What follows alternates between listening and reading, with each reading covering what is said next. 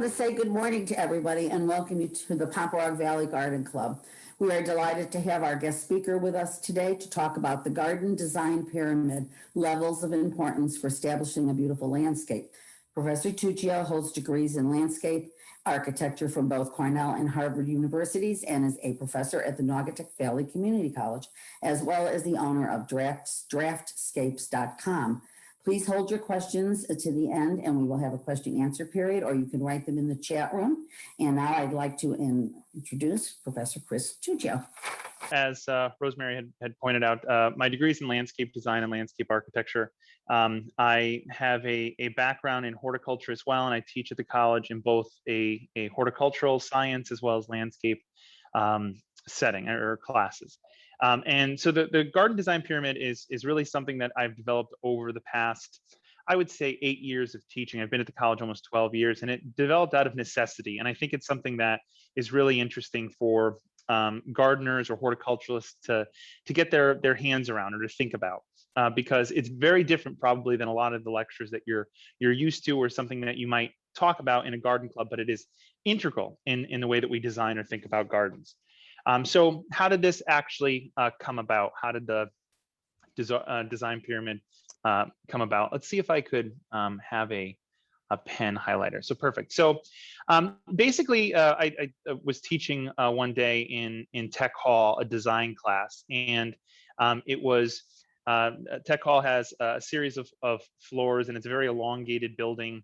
And a student was, presenting their landscape design, and they were going. It was a really, intelligent, bright student. They did a really great job in their drawings, but they kept on going and telling me about their design based on all the different plants that were in it. And obviously that makes sense. Everyone's excited about, all the plants that they're specifying, and they're going from this plant that blooms in this season and this plant that blooms in this season. And finally they come to this culmination of this beautiful Cercis canadensis specimen plant that they put into their garden.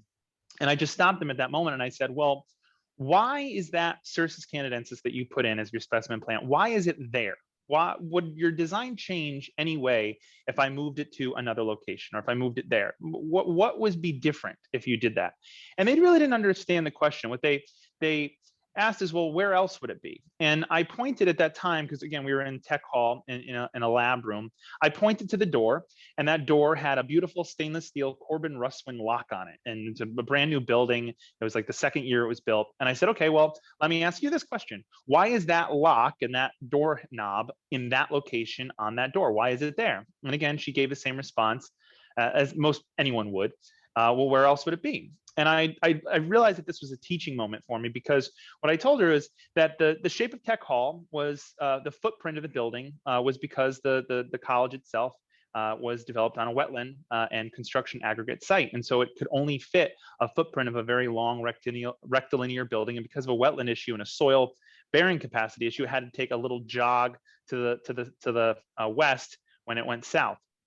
And because of that, I had a certain width that it had to make, and with that width, science labs on either side had to be a particular dimension, anywhere from 50 to 100 feet in width and length.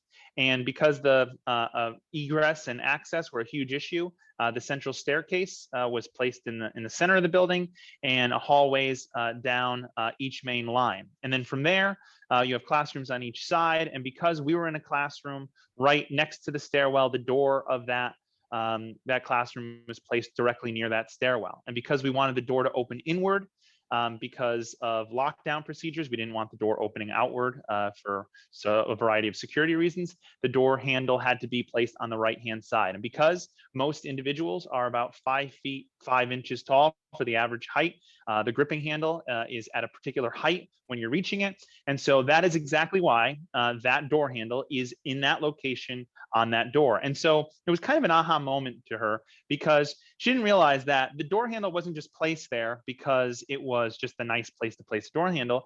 It was the result of a variety of decisions that started with the overall shape of the building. And so that's kind of what I wanted to get through to the students. And that's what I constantly try and get through in this idea of the garden design pyramid. A lot of times, gardeners, horticulturalists, landscape designers, they focus on the door handle, but they don't really focus on the footprint of the building first. And that's what I mean by the garden design pyramid. Let's focus on the foundational elements of designing a garden first, and then build our way back up to understanding what the ancillary things are, so that everything is built upon each other.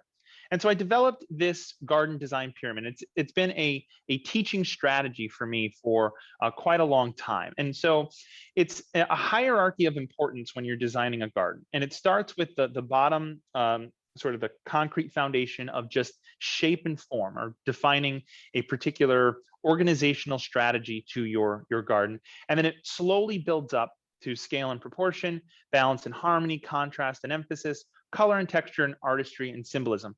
And it goes from most important elements to least important. So I want students to focus in on the most important elements of shape and form first. Then from there, they build up to scale and proportion, balance and harmony, et cetera, et cetera. Now, again, it's no surprise to me that when I first show this to gardeners or my horticulture students that love plants, the first thing that they say is, well, I always thought that plant or garden design was right place, right plant, or right plant, right place, or it was all about plant selection. Where's plant selection in here? And the point of it is plant selection is actually part of all of this. Plants have a certain shape and form. Plants have a certain scale to them, whether it's the scale of the plant itself or a scale in relation to the site that they're in. There's contrast in different styles of plants, broadleaf evergreens versus needle leaf grasses. There's a lot of different colors and textures in plants. And there's also a whole variety of artistry and symbolism that we can derive from plants as well. So plant selection is actually part of this entire thing. So we often talk about it in unison with the pyramid itself.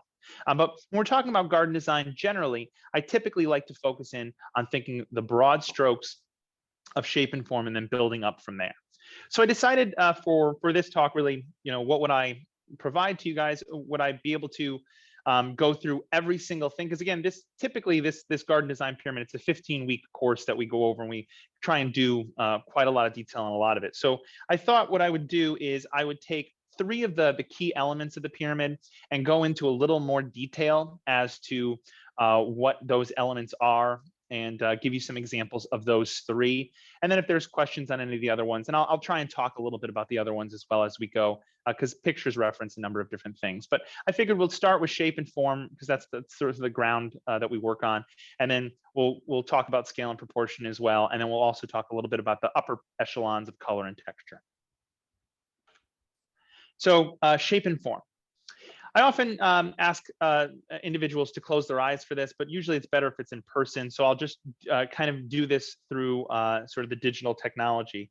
But if I was to show you a white background, and I was to just ask you to put a series of squares in it, and then simply mirror those squares on each side, and then put maybe a cross in the center, and everything is just simply these series of 4 squares, and nested in those 4 squares is another 4 squares, etc. You would have in your mind's eye this image of this shape that looks very rectilinear. So essentially, it's 4 squares on either side with 4 squares in each of them, and then a cross in the center. And then if I was to ask you, okay, let's erase that from your memory for a second, and let's think in your head of a different type of shape, maybe a kidney shape, a more organic black blob of sorts that just kind of undulates. And then there's lines that emulate off of that black blob. And then there's little pockets of circles, some are small, some are large, that are nested near that larger kidney shape of that form. Okay, so then you have these 2 competing images in your mind, these 2 competing forms. And then if I ask a student, which of these would most likely think or most remind you of an Italian Renaissance garden, a typical standard, beautiful Renaissance garden from sort of an Italian villa?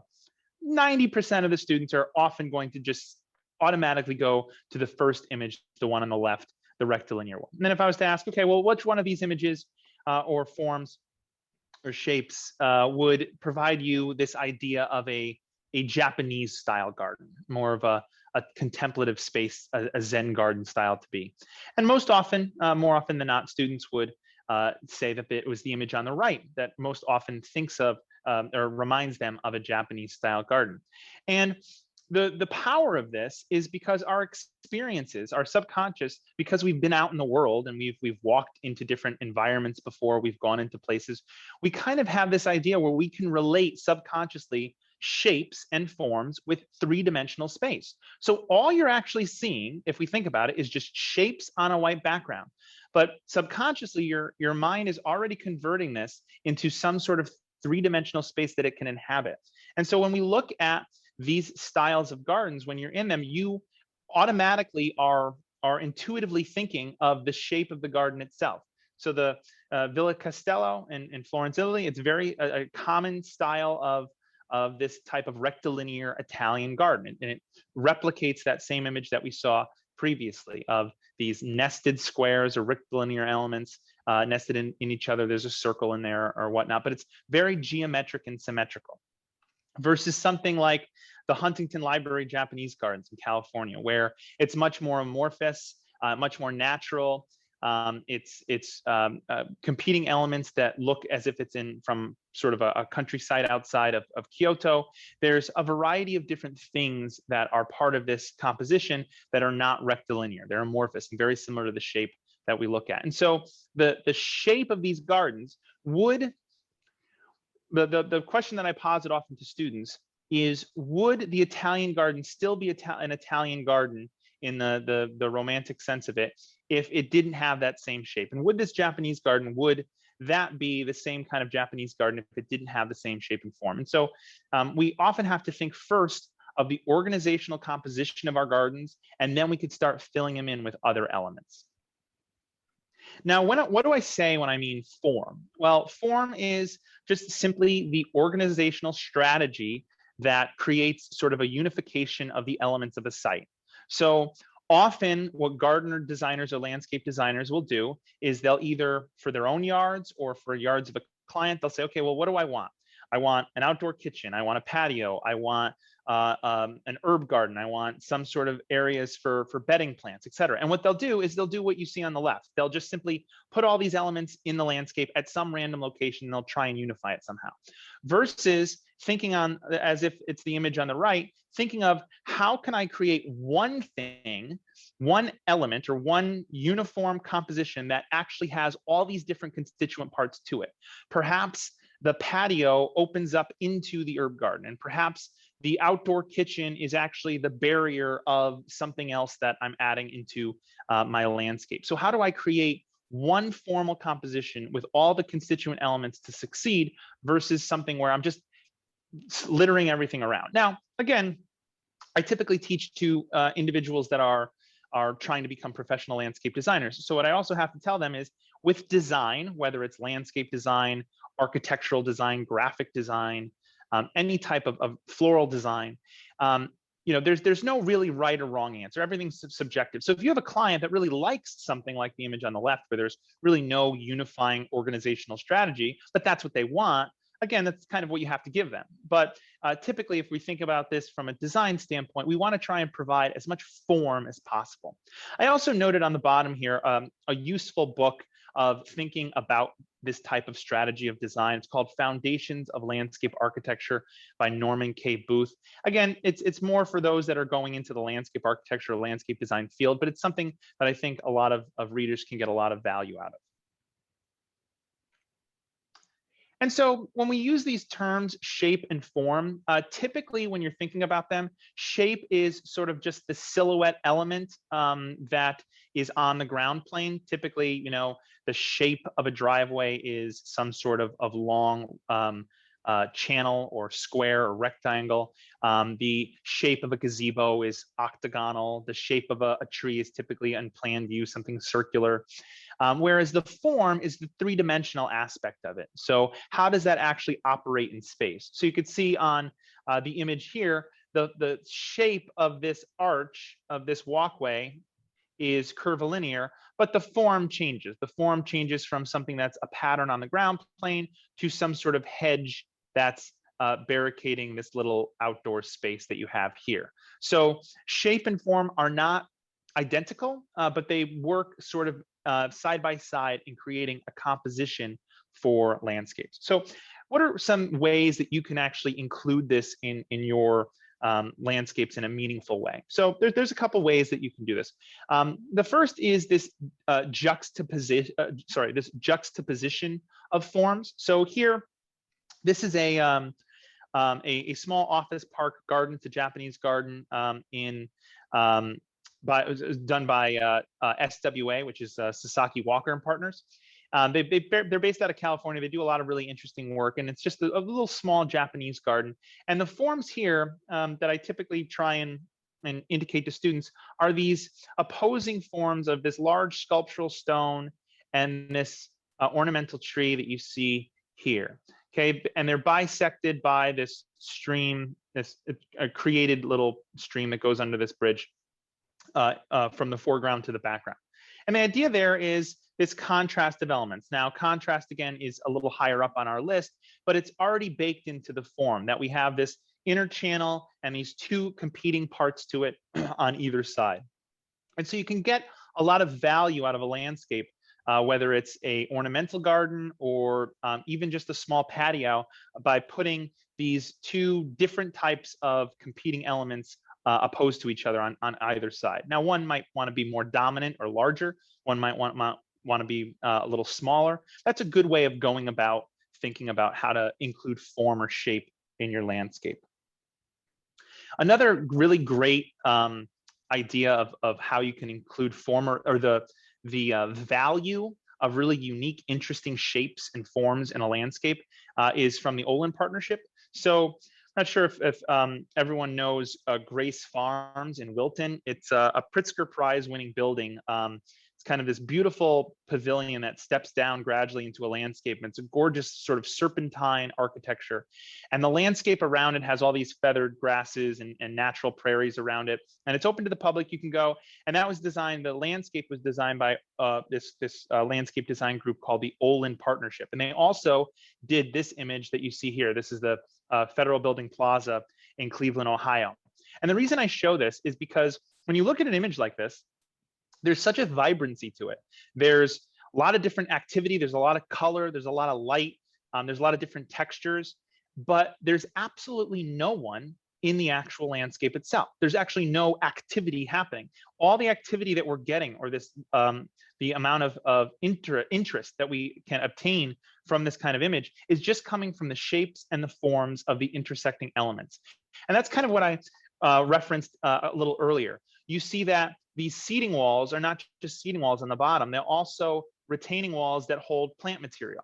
These walkways aren't just walkways that you go on, they bisect and stitch together the landscape of different parts so that someone can go from part A to point B, and it doesn't look like it's just they're going through a bed and then a walkway and grass. It's one unified element that extends throughout the whole plane. Okay, so the ways in which we can use the forms to unite a composition it can be very important, very unique. And then, that's not to say that we can't do this without plants either. So, Gertrude Jekyll, for those that aren't aware, the Glebe House in Woodbury, a very beautiful example of her work, the Jekyll Garden. She did this also. She kind of created this idea of form in a way to create perspectives of landscapes in the distance. This is actually an old Japanese style of design called sheki, where it's called borrowed views, where you would have something in the background and you would frame it from the foreground so you could really see and emphasize the element in the background. And so this is a little garden outside of Lindisfarne Castle in England, where she created this in a very small area, this kind of frame with plants, a little larger one on the right side, some smaller ones on the left side, to frame this beautiful image of a castle that is obviously going through some modifications. But you can do the same kind of thing with plants. It doesn't just have to be walls and trees, etc. You can create interesting forms or juxtapositions with just ephemeral plant material as well. And I will note, again, because I talked a little bit about this idea of contrast of elements. You can see here, a large element here, slightly hefty element here. Again, just think large shapes and forms. Don't think plants or colors or anything. And what it's doing is it's framing your view into the background. Very similar to what we saw with the Japanese style garden a couple images back. And there's a variety of other ways that you can be playful. What I typically tell students is get a piece of paper, just a blank white piece of paper. sketch your house on it, or sketch the ground plane of your house or the footprint of your building, and then just have some fun with it. You could subtract elements from a shape. You can add elements to a shape. You could add interjections of elements, so like triangular elements into a square element, or circular elements into a triangular element. And what you're going to end up doing is you're going to throw probably 20 ideas out on a piece of paper, and maybe 2 of them really are interesting to you. And so you'll then take those 2, and maybe you'll do another 10 iterations of those 2. So you have another 20, and then maybe a couple of those come out. And so design, especially in this initial stage of developing forms, it's no hold bars. You're just brainstorming ideas here. It's not thinking about plants. When you're at this stage, the last thing you want to do is think about exactly where what type of plant might be, or what type of plant needs to be in a particular location. You're just thinking broad strokes, shapes, and forms. And this can actually be a very fun exercise. It doesn't have to be long. It could be, an hour at most, and you can get a great number of ideas of forms down for your landscape. And you never know what you're going to like and what you're not going to like. Design is often an iterative process. Okay, so I want to talk a little bit about scale and proportion as well, because this is something that I think a lot of people don't really know the prominence of it, or the prevalence it can have in a landscape.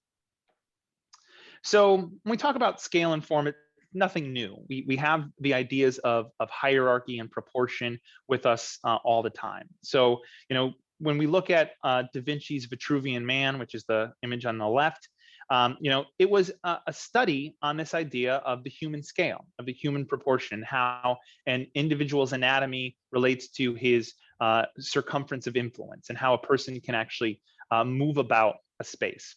And then also, we have this idea of hierarchy with the Fibonacci sequence, and this idea of the Fibonacci curve and the Fibonacci number, how this golden ratio is unique in both its aesthetic appeal and beauty, but also how it occurs naturally in a number of different things. And so how can we use this in an interesting way in the landscape? So, from a designer standpoint, these are historical precedents that carry a lot of value in our landscape.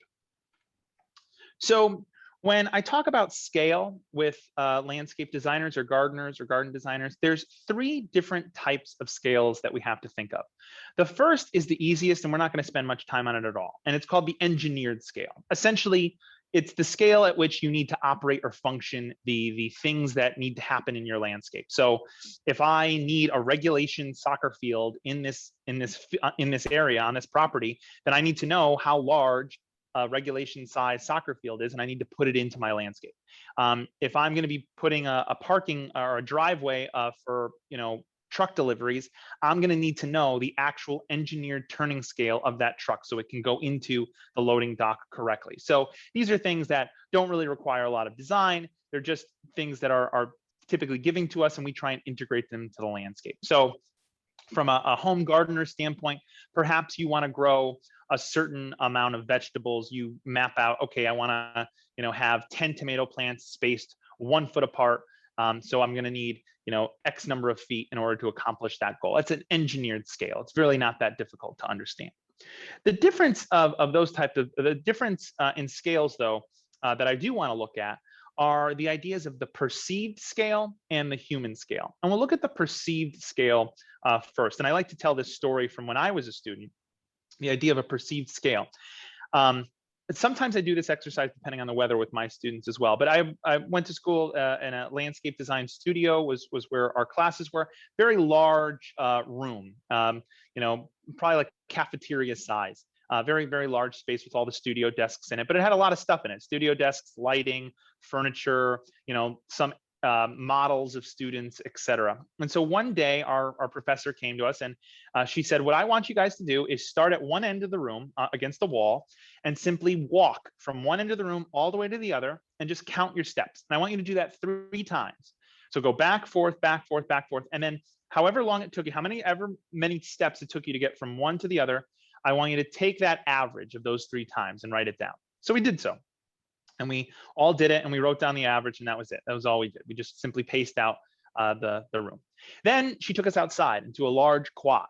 And there were 2 trees on the quad, 2 large pin oaks. And she said, I want you to do the same thing. Just walk from one pin oak to another. and do that 3 times, count your steps and average them out and see how many steps on average you walked. And so we did that, and then that was it. So then she got us together after we had done that, and she said, okay, how many individuals had more average steps inside than they did outside? And almost every single person raised their hand. And okay, well, what does that tell us? Well, then this was the aha moment. She got out a measuring tape and she measured between the 2 trees. And then she went back to the room and we measured the 2 walls. And the actual dimension of those spaces was exactly the same. But our gait, the way in which our walk changed, the amount of steps that we took changed from inside to outside because of the environment around us, the studio desks, the lighting, the furniture, versus this broad, expansive quad where we just had 2 trees and some grass in it. We were able to actually feel freer and step wider outside than we were inside. So how can we use this as this idea of a perceived scale? We can create these ideas of outdoor rooms to slow people down. We could change materials of smaller materials, but more quantity of them to slow people down when they're going places because they don't have the same amount of latitude to step on a particular one individual material. We can make larger pieces of block or pavers to speed people up or to unify large spaces. We could add elements of height to make other things look smaller. There's a lot of interesting things that we can do. Okay, so that's the idea of the perceived scale. Another example of the perceived scale that we can use in garden design, I often take, again, I often reference other disciplines in my teaching. I think I like to do that. Is this idea of art and David and Da Vinci's Mona Lisa. So Michelangelo's David, the first time you typically see Michelangelo's David, it's on a screen like this, or it's from a book, and you see David, you see his whole body, you see all proportions of him, and it's usually on some sort of 8.5 by 11 piece of paper on a book, or maybe it's on your TV screen or a computer screen. And same thing, Mona Lisa, typically when you see her, she's right as you see her right now. She's the same size as the full David. She's typically taking up a huge page on an art book or your entire TV screen when you're looking at her, or your phone. So you see her all in one place. The perception of scale is completely removed from your experience of seeing these 2 items when you first experience them, unless the first time you've ever experienced them was in person, which not a lot of people get that experience. But when you actually see them in person for the first time, your experience completely changes, and your perception of scale is different now, because you realize then that little image that I just showed you of Michelangelo that looked, okay, it's the same size as Mona Lisa. No, he's enormous. He's really, really large, and he takes up the Uffizi space in this very dominant way. And so the same way that you can create sort of this really large specimen tree to provide very dominant element in your landscape, as does David in the Uffizi. And vice versa, the Mona Lisa. There's a lot of fanfare around the historic prominence of this image, or sorry, of this painting. But when you actually walk into the room that it is in the Louvre, you actually don't even see the Mona Lisa. You just see the people around the painting because it's so small on this huge wall of the gallery that it's in. And often people, like you see here, are just covered around it. And so you're actually taken back about how small it actually is. So that's, again, this idea of the perceived scale. We can make things look larger when they're smaller, make things look smaller when they're actually large by putting it next to something different. This is a really good example of this from a landscape point of view. So this is the Tatton Park Gardens in England. And so what ended up happening was this botanical park, they had an issue of individuals actually crossing from this pathway into the garden itself. They didn't want people coming into this parterre garden and looking at this sort of little bowl of sculpture of annuals. They wanted to keep people out. But at the time, these sort of spruces weren't here. These conical shaped pruned elements, these pyramidal elements, they weren't there. So all you had was these parterres that you see, as well as this square buffer of grass. And so people, knowingly, they would just simply cross over into it, and they would go experience it. And then when they were done, they would exit the other side, etc. But they wanted people to get out of there because they were ruining the grass, they were littering, etc. They didn't want people in that actual space. They wanted to just look around from around. So instead of blockading it with a wall of these large shapes, they just simply added one on each side. They added these large conical evergreens on the corners. And in doing so, they created a visual barrier. It's not a real barrier, but it's some visual barrier that says, okay, this space is different than the space outside of it. And so because there's no actual way in, they've cut down quite a lot on the amount of people that actually go into the garden just by adding these large permanent proportional elements. Because these elements are larger than everything around it, they act as this visual barrier for people not to go in. And so they've actually been able to cut back the amount of visitors going into this space. Another example from sort of this side of the pond is Paley Park in Manhattan. So it's a very beautiful, small, really well written about park, little pocket park in Manhattan. And so it's again, it's called a pocket park because it's extremely small, but it's very popular, and it actually looks a lot more expansive than it actually is, and feels a lot more expansive than it is in Manhattan. The reason for that is all the different small little elements working in unison to create a unique garden design experience. So on the ground plane, you have a lot of these little cobblestones with a concrete barrier around it. You have movable chairs, so people can make their own settings. They could, have ownership over the space. They could put 2 chairs together or 4 chairs together, etc. On the sides, you have ivy growing on either side on walls to buffet out any of the city noise that you see. And then you also have this waterfall wall in the backdrop that's providing white noise to the space to also drown out any of the traffic or from the city that you're seeing. And then even above you, you have this canopy of honey locust tree, Glitteria tricanthos above you, that prevents you in the season from actually seeing out to the skyscrapers that are above you in your space. So it's creating sort of this little unique cocoon in the city that feels as if it's this breath of fresh air, even though it's this really, really tiny little parcel of land in the middle of this giant concrete jungle. And it does that through the use of just scale and proportion of these little different elements. And again, I had referenced this before, thinking about how to slow people down or how to speed people up. So when you have little small spaces that you want people to slow down on, typically you'd want to use smaller hardscape elements on a walkway, or just change the material to something different. So there's a stopping point, both visually and tactily, so you feel something different. And then if you have a very large space, but you want to try and bridge 2 areas together visually, also physically, having much larger stones there often works very well. And so a lot of students, again, from my experience, when they're thinking about, okay, I want to add a specimen plant to my garden, and they add the common one that everyone always wants to use, Japanese maple, which are beautiful plants, but they often use Japanese maple. But if it's a huge, large space and they have one just small Japanese maple specimen in there, it's not really doing its role as a specimen plant. So how can we highlight it? Well, maybe we pair it next to some small forest grasses, or maybe we pair it with something else that's in a backdrop that makes it look larger when you're next to it. So again, this idea of a perception of scale is very important here. And it's something that can be played with. One example, again, of doing this, and I think actually it's working against the idea here. I don't actually like this example. I think it's I would have done it differently, but it's a useful teaching example, is the Toronto Botanical Garden, the entranceway. It was done by Pete Udoff, who many of you might know is a very notable plantsman, does a lot of really great plant selection work.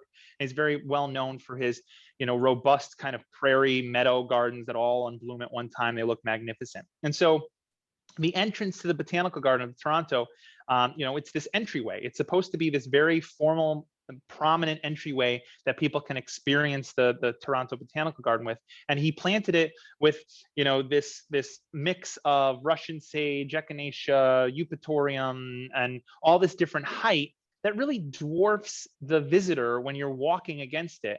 And so I think it works against the idea of of this idea of an entryway to this beautiful institutional botanical garden, because it just overtakes you. You feel like you're in the middle of a field rather than in this beautiful entry space. And so this is a way in which it might not have been done appropriately. Now, a lot of people love this because they love the plants that are involved in it. And again, that's all design preference. But this is just an example of something that you could think about when you're going through this idea of designing with scale and proportion. Think about the height of the elements that you're using and the reference of that to a normal adult height.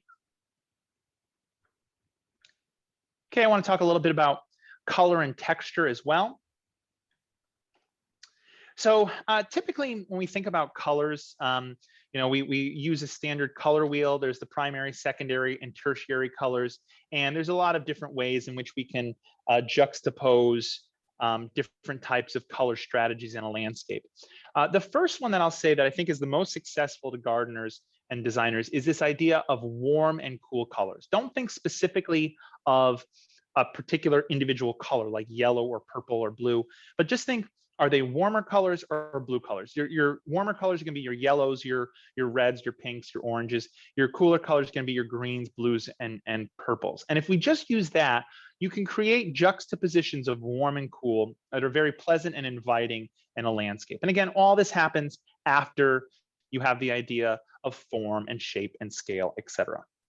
Now, the one thing that I will note here is we as gardeners, I often joke around with other designers if I ever speak to them, like architects or graphic designers or something like that. That landscape designers have it the hardest because we always have a color given to us, and that's green. No matter what, plants are going to be green. So we always have to deal with having some sort of color scheme where green is in it most times. But we often have that. So we have to think a little more creatively than other design professions in terms of the color. And so this is an example, I think, that does it quite well. This is an autumn scene, and this is at the Elizabeth Stewart Gardner Museum in Boston. It was done by a fabulous landscape architect office called MVVA, Michael Van Valkenburg Associates. And what they did was they did this little serpentine path, etc., and they paired it with these birch trees and these smoke bushes that have this beautiful warm color to them in the fall, and it juxtaposes really nicely to the blue cool color of the walkway after they've fallen down. So this cool versus warm is very apparent here. And he didn't want to try and juxtapose this with any sort of bark that is going to one side or the other. So he integrated some birches to add just some white elements, because white can also be a very important tone, not only as a backdrop, but as an important element in a color scheme as well. Here, again, warm versus cool. This is Green Acre Park. It's actually a sort of like the brother of Paley Park. It's designed by Hideo Sasaki of the Sasaki Associates in Manhattan. And here we have the warm colors of the stone of the waterfall, and then we have that juxtaposed against the cooler colors of just the green vegetation surrounding it all. And then again, coupled with the focal point, which is the water, which a lot of people don't often think about water as having a color element to it, but the whitewash of the water being the focal point color of this composition. So again, thinking about there's not a lot of complexity here. There's not greens or blues or reds here. It's just, there's not blues or yellows or reds here. There's just green and a warm sort of granite color, and then the white. And it makes a very unique, interesting composition. So typically with color schemes and structures here, you see that a lot of people will do different types of structures. And this is very common. And if you want to go about doing color design this way, that's perfectly fine. The standard ones are just complementary or triadic. So you'll use just two complementary colors, blue, orange, yellow, purple, green, red. And you'll use them together to form a contrast of elements. But then because we have green almost in everything that we do in a landscape, I typically move students to using the triadic. It's something where you're using green, but then you're also using maybe some purples or pinks, and then you're also using some reds or oranges to try and just mix it up and add a little complexity into the space. What you don't want to do, which I'll show you in a little bit, but you don't want to just haphazardly throw colors together like you think Pete Udolph does and hope that it works, because oftentimes it can be quite a mess. And you also want to think from the standpoint of color of what the person is going to see, in what season they're going to see it, and where it's going to be seen from. So here's just two examples of just a standard complementary color scheme in two different ways. So two different saturations, I would say. The first on the left-hand side is just a standard image of some California orange poppies with some lavender. And then you have this beautiful granite cooler tone that it's resting on. And so that provides a nice, beautiful little color scheme. There's green mixed in there, but again, it's not really a triadic color scheme because they're complementary colors that are juxtaposed against each other. Now, if we just drop the pigmentation down, so the saturation of it, they're not such as intense colors, we get the same kind of look from just this container of succulents, where you have this purple Irish rose, you have the terracotta container with sort of a muted orange on it, that are the complementary color schemes. And then you get a ponytail palm, and some apomia as your green bluish elements that unite them together. So again, you're getting the same kind of color scheme that makes it looks very nice together, but it's just a more muted version of something on the left. And again, the same kind of techniques. If you look at the image on the right, the container, the first thing that the designer thought of when they're mixing this pot is not the color, it's the shape, the form, the scale of the elements, the proportion of, then afterwards, they're thinking about the color scheme of the pot itself. Again, some examples of what you can use in some examples that I like a lot. So, phlox and echinacea work really well together against the background of green.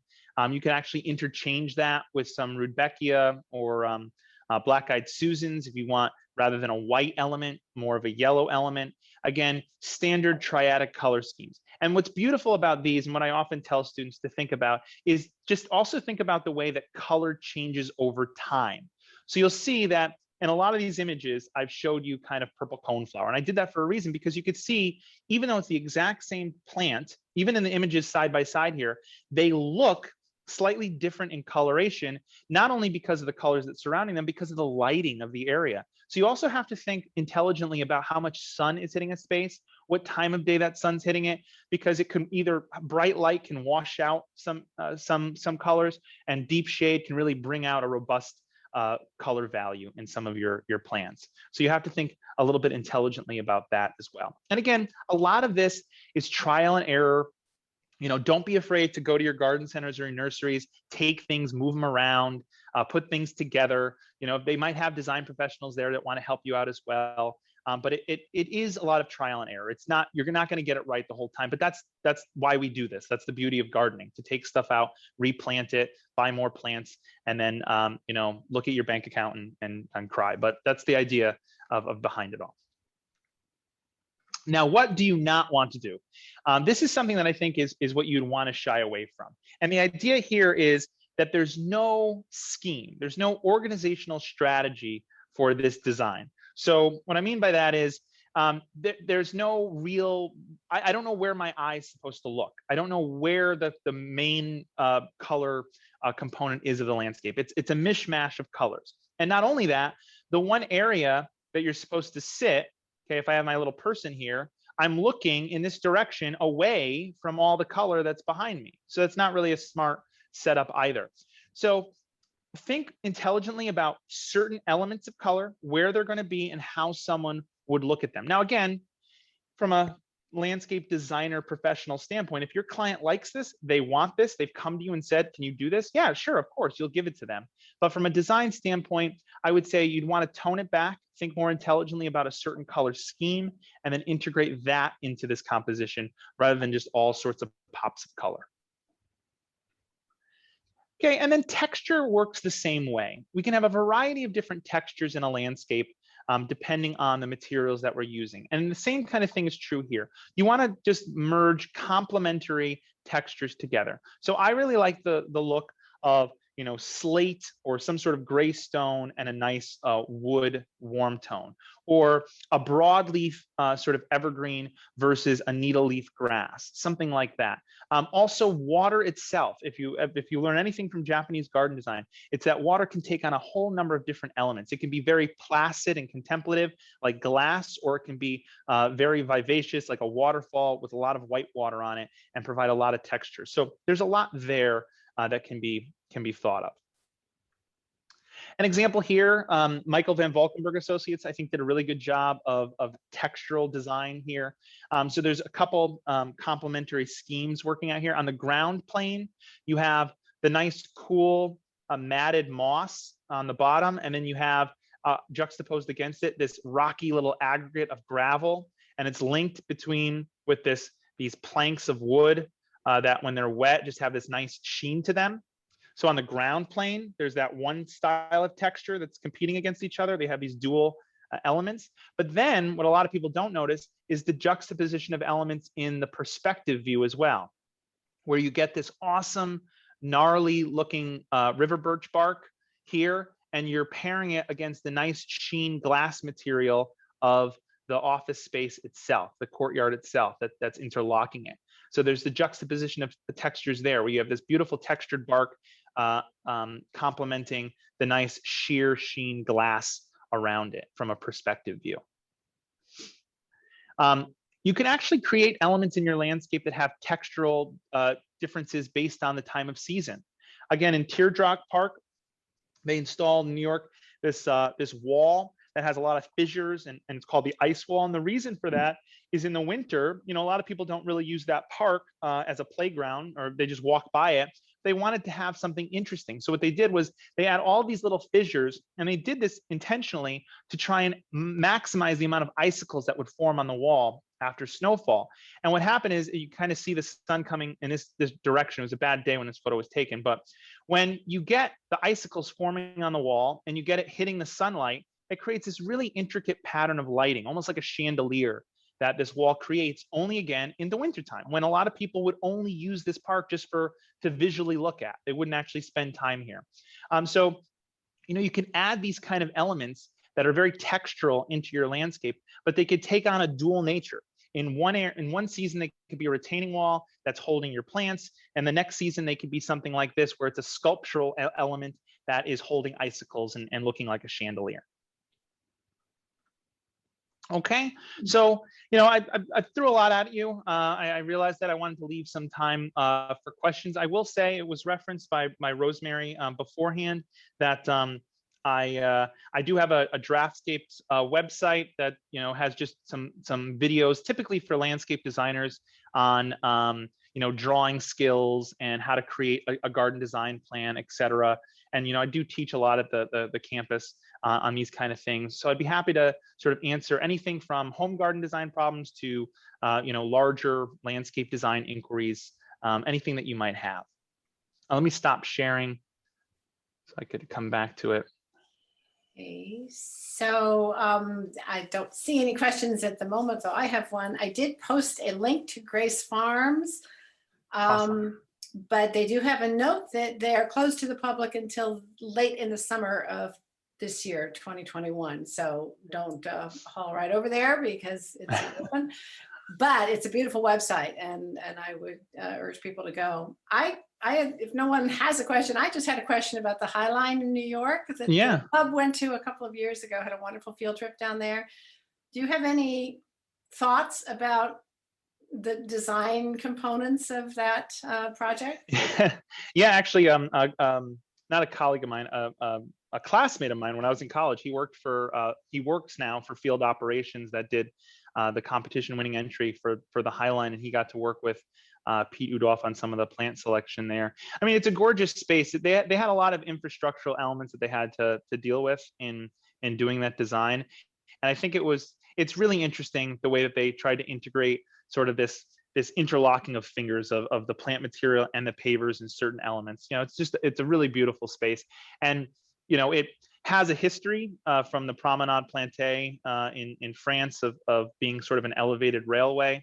And it just took it one next level. And it obviously proved itself because a lot of other cities are doing kind of the same thing. Okay.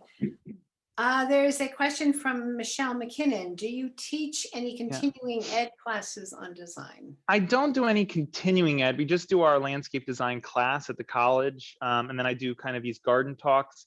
I will say that there is, because of my work online, doing some of the videos that I do, there is going to be an online course being offered. I could send an email when it's available through a career institute that does these kind of things. It's probably more geared towards continuing ed, but it's again, it's geared towards becoming a landscape designer, not necessarily for the home gardener.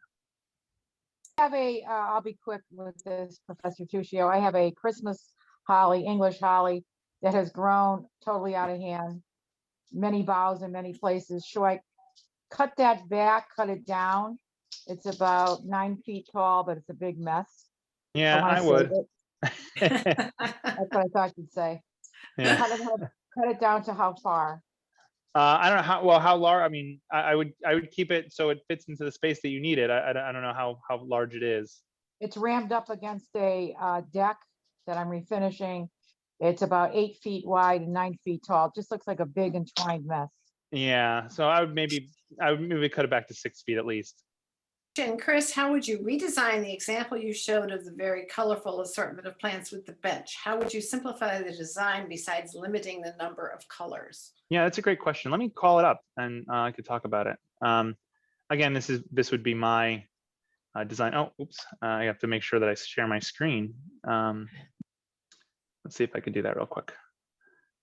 Share screen, share, and then let's go to that image.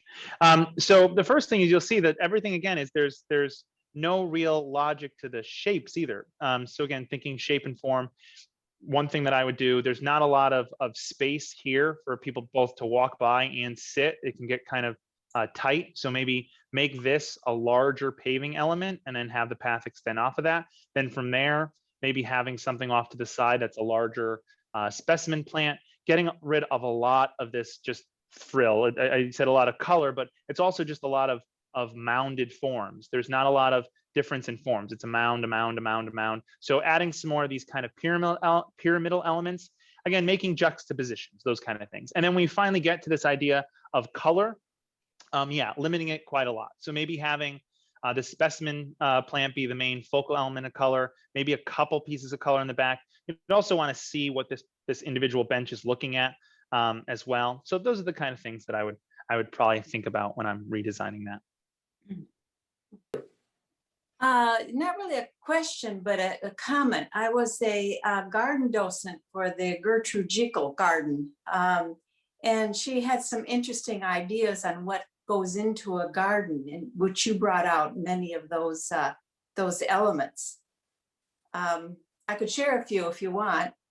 What she thought is she liked enclosed spaces where she says people feel more comfortable.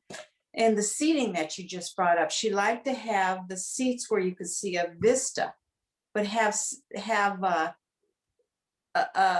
either a warm bed or a cool bed. And she liked nice smelling plants around this seating area, so you would linger there and make it more comfortable. Just a few of her ideas. One of the quick horticultural question, azaleas. Yeah. You can really cut a lot. I mean, they'll grow back, right? You can really cut back if they break branches or they. I would typically cut no more than 1/3 back in a season of. So like any other shrub, but they will rejuvenate and. Yeah. But you just got to make sure, that you're whatever you're pruning, just make sure that you understand that you might be limiting the amount of blossoms that you're getting if you're cutting off buds. That's all. Okay.